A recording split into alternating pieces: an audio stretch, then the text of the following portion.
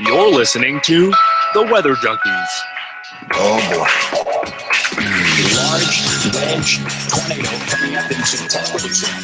A winter storm warning is in effect for our area. So we can expect at least another 2 to 4 inches overnight.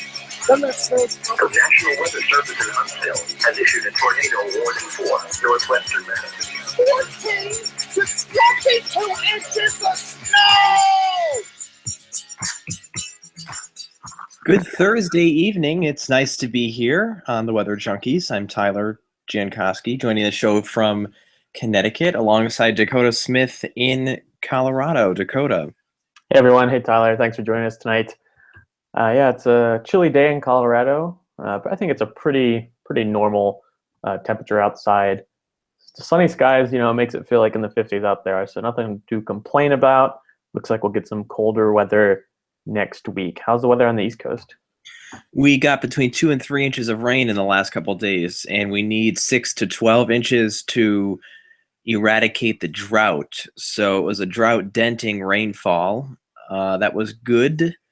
And going into next week, or at least late next week, it looks like we might have some highs in the 30s. But other than that, it's still pretty mild around here. Yeah, that's good. That'll change, though. Yeah. So tonight we're supposed to bring you an interview with Dr. Julienne Stroeve, but the interview, the audio is a little, whacked out right now. And so we're working on the audio. So we actually won't air the interview live tonight, but if you go to iTunes or wherever you listen to your podcast, we will include that interview in there. So tomorrow, Friday, if you're listening to this not live, then you have nothing to worry about. You're going to hear the interview.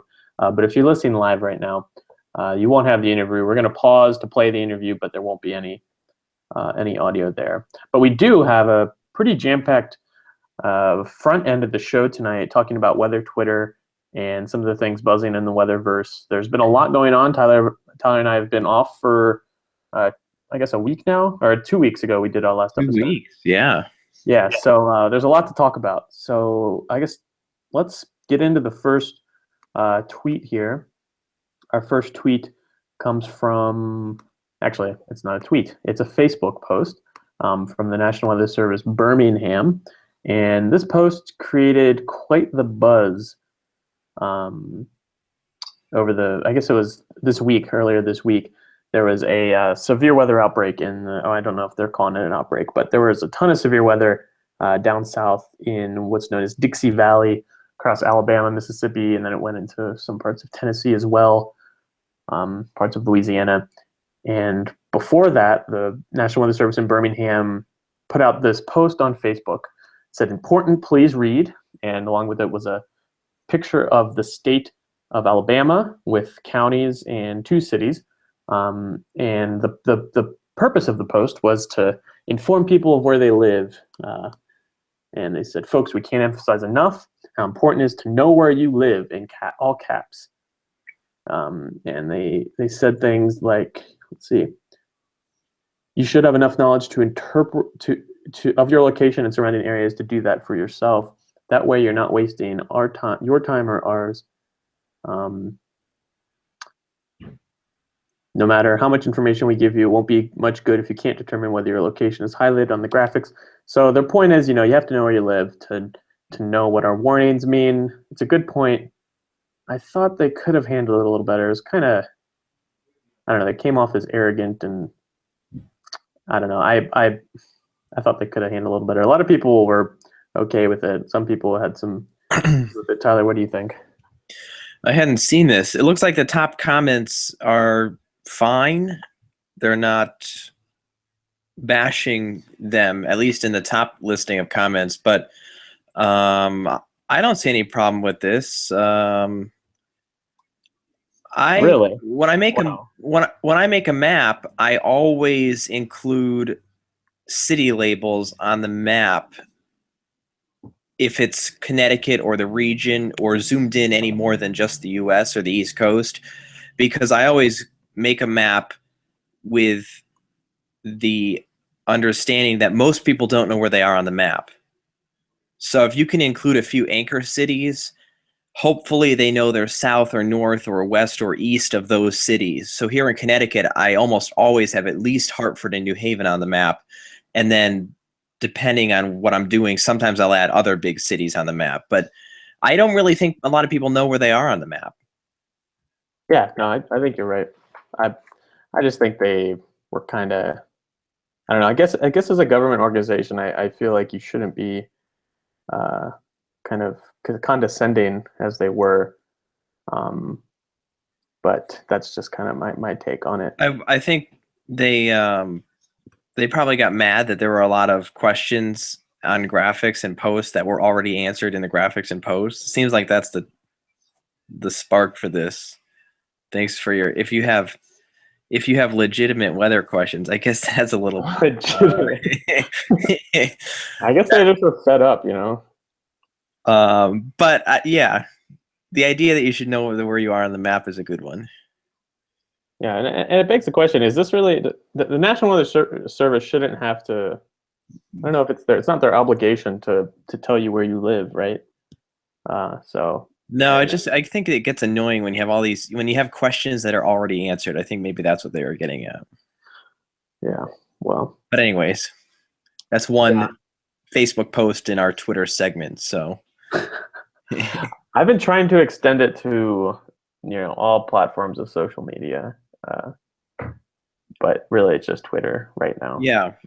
Anyways, let's go to our next post here from Brad Penovich. He's a chief meteorologist in Charlotte, and it comes with an animation.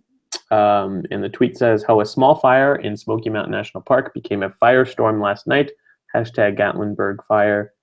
And I think it's a pretty nice, clean, straightforward animation of the fires and where it started and how they spread.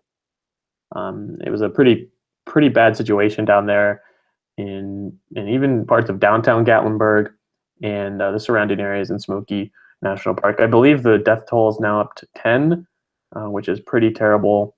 So if you've seen some of that video, it's just insane how quickly that fire takes over an area. There were a lot of videos circulating on Twitter from hotels in the area. I saw one, and initially I didn't know what was going on, and then I figured out that it was a forest fire. Initially, I thought that the hotel was on fire, but people weren't leaving. But then it started to make sense. I'm on Wikipedia here. It says the population of Gatlinburg is about 4,000. But it's up there in the mountains. It looks like the wind played a large role. I see the 40 to 70 on that graphic. Is this a result of being in higher terrain? I don't think so. I don't. It was just really strong wind at the surface. Yeah, because it was ahead of a front. So it was a southerly wind. So I think. Yeah, I don't think the terrain played much. I mean, you probably had increased wind speeds, with some downsloping perhaps. But I don't think it was one of those things where, the higher you went, the faster the wind speed. I think it was really just the weather setup.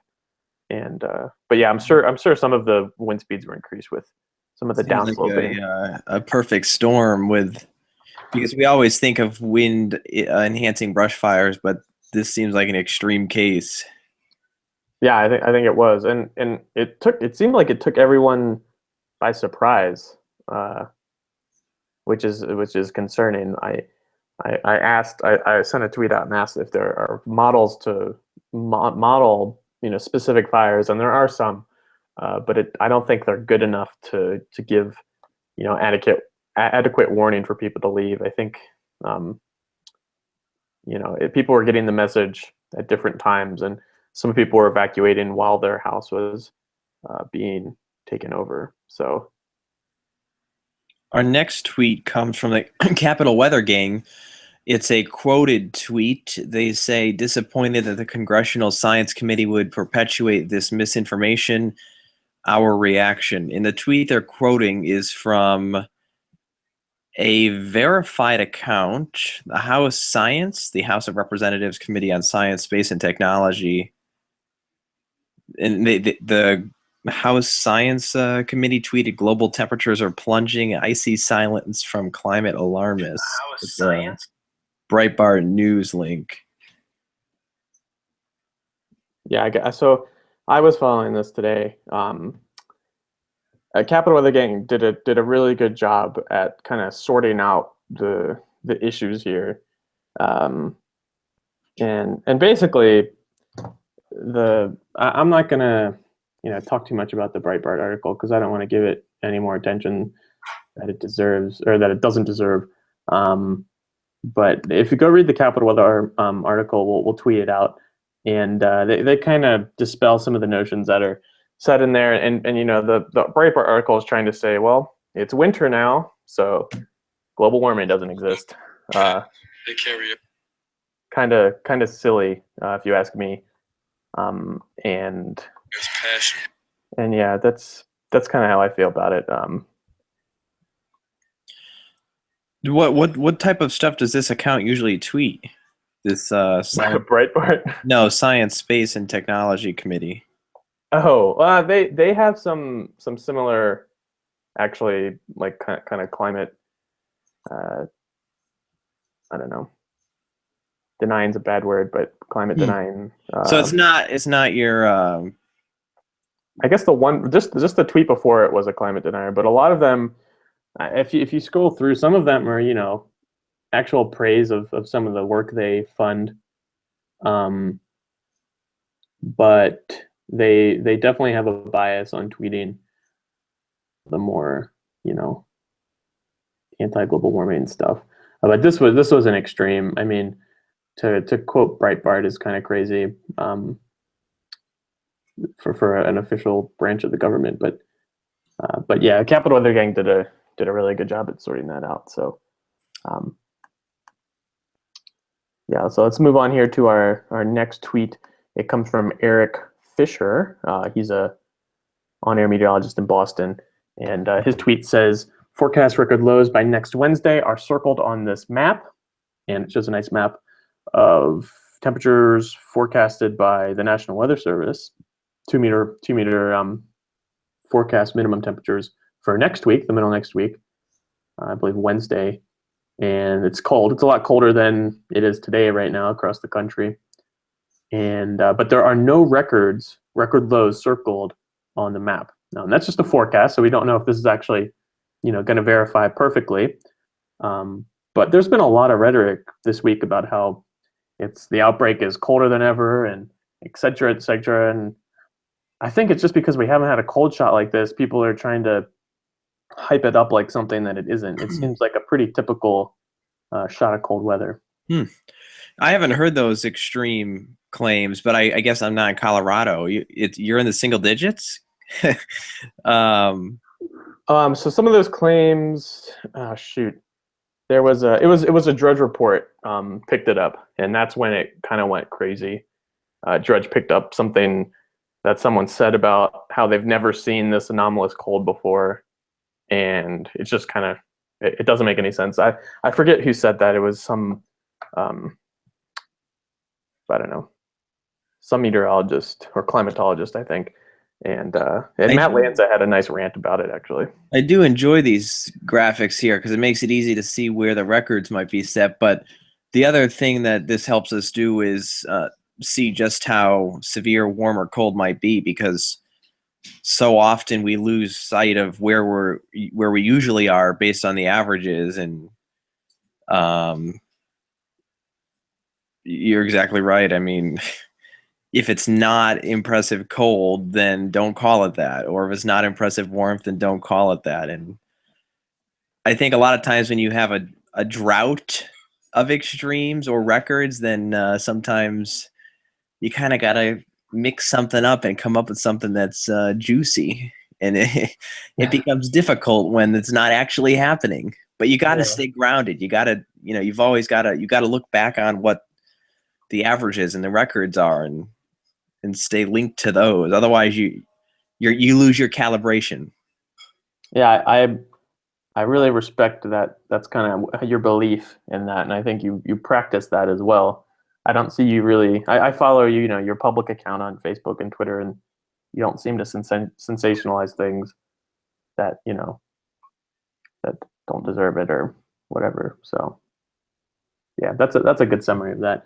So we'll move on to our second to last tweet here. This is actually my read of the week as well. So I'll do a plug here. It is from AtmoLife, and you can follow them at AtmoLife. It's a blog that writes. They read pieces on various parts of the weather, but I think they come at a unique angle, and a lot of times they try to inject humor into their. And this post was boldly titled, I shall say, "It's time for local TV stations to stop unnecessary severe weather cut-ins." And I think they probably went a little too far with the title, the title of the post. That's probably just to get some extra clicks on there, because I don't think they really believe that title. If you read the post, it's centered on a James Spann tweet that said that was basically shaming a customer, someone in the viewing area, who said the tornado warning is not affecting their area, and I'm sure all TV meteorologists get these types of letters, but it was a pretty polite request, and basically they're just saying, is there any way to fix this, because I don't want to be seeing a warning that's all the way across the state for me. I think she brings up a valid point. It's not really James Spann's problem. He can't really do anything about it. It's more of a programming thing. And I don't even know how you would change that, how you would make it so that when you're cutting in, it's actually for the area that's being affected. That sounds pretty tough. But anyways, he shamed them publicly, which I don't really think that's the right way to go about it. But that spurred this article by AtmoLife, and they talk about different ways to prevent this, and it's kind of a controversial piece, but it was worth a read. Tyler, I'm sure you have a lot of feelings about this. I did look at this article earlier today. My thought is that it's very hard to do what they want people to do. I mean, nowadays, well, first of all, you definitely cannot do it with an over-the-air signal. With an over-the-air signal, you're just broadcasting your TV station. There's no way to block that out or send out different signals. It's impossible. But when it comes to cable and satellite, which most people are on either cable or satellite systems as opposed to over the air, I think it's probably possible, but very hard, because you have all different providers, and who flips the switch, and how does that talk with all the different providers, whether it's Dish Network or DirecTV or many. I mean, there's a lot of local providers. I've driven by them in Central PA. So it's just not the big dogs. So you have all these different providers. And I think the other side to the argument is weather is not really a fine line in anything. So even if you were able to accomplish a fine line, what happens if a storm comes close to that line? When do you flip the switch? I really don't think this ever happens. I mean, I know the Weather Channel does local cut-ins. I think that's possible because they're on such a large scale. You can choose. It's reasonable to choose a state or two states to do a cut-in, but on the local level, I just don't see it ever happening. I mean, like I said, those hard lines, when do you decide, even if it was possible, when would you decide? I don't know. I bet the Weather Channel cut-ins are probably just as good as a local station cut-in. It's probably the same area amount of. Yeah, I think it's easy. It's easy to decide on a couple of states, but once you get closer than that, it becomes more difficult. Yeah. So maybe it's a little unrealistic. That's what I take from your kind of wrap up of that. But The final tweet comes from Michael Lowry at the Weather Channel. He says waters in the Gulf of Mexico averaged 84 degrees this hurricane season, the warmest on record by a mile. And the graph he has, 2016 is at 84 for the sea surface temperature average. And really, it's when you go left to right on the graph, it's going up. So in the 1980s, it was around 82. Looks like an average of 82 in the 80s. Now it was at 84, and the last couple of years, starting in 2016, 15, 14, 2013. So 13, 14, 15, 16. It's just been a spike in the upward direction. yeah, when you have that much land around an area of water, the land certainly impacts the sea surface temperature more than it would in just like in the middle of the Atlantic. I don't think I've ever been in 84 or 90 degree ocean water. It's like a hot tub almost. Yeah, a shout out, actually, kind of a side note. He was on the Carolina Weather Group last night. So shout out to them if you want to listen to them. Carolina Weather Group, they're on YouTube and you can find them on iTunes. Yeah, he did a little wrap up of the hurricane season this year. And yeah, it was pretty interesting. So go give them a listen if you have the chance. So is that it for our? That does it for this week's extra long Twitter segment. Yeah, I had a lot to talk about. So yeah, sorry about the hot takes. So now we're going to go to our interview with Dr. Julienne Stroeve. And yeah, let's take a listen to that. So if you listen to this live, we're not going to anything, but the recorded version. Sorry. The recorded version will have an interview, and so we're gonna pause now again to come back after the interview. So that was a great interview. Thanks so much for taking some time to talk with us. Learned a lot about Arctic sea ice, and the thing I learned from this was that weather has a huge impact on sea ice. It's less of in the short term, short-term variability is all weather driven. So yeah, very, very interesting interview. Glad we're able to talk to her. I really wanted to get an ice expert on the show because if you've seen the graphs and the trend lines, the ice for this year is so much below the pack. And it'll be interesting to see what happens as we go into winter here in the northern hemisphere. Yeah, we're always showing Zach's images and graphics. So it was, we might as well have someone on to talk about them. We ramble about them like, chickens with their head cut off. And yeah, it's great to have her on to actually make sense of it and talk about her research as well. But I think that's going to do it for us this week. If you don't follow us on Twitter, you can follow us at the WX Junkies. You can also find us on Facebook. You can listen to this podcast on SoundCloud, YouTube, iTunes, any podcast platform, and give us a rating or a review if you can. Tyler, who can we expect next week? We're excited to be back next week. It's December, the first full week of December. And we will be joining you live on Thursday evening. We'll announce the guest on Twitter here over the next couple of days. But thank you for tuning in to this week's episode. And we'll see you right back here next week.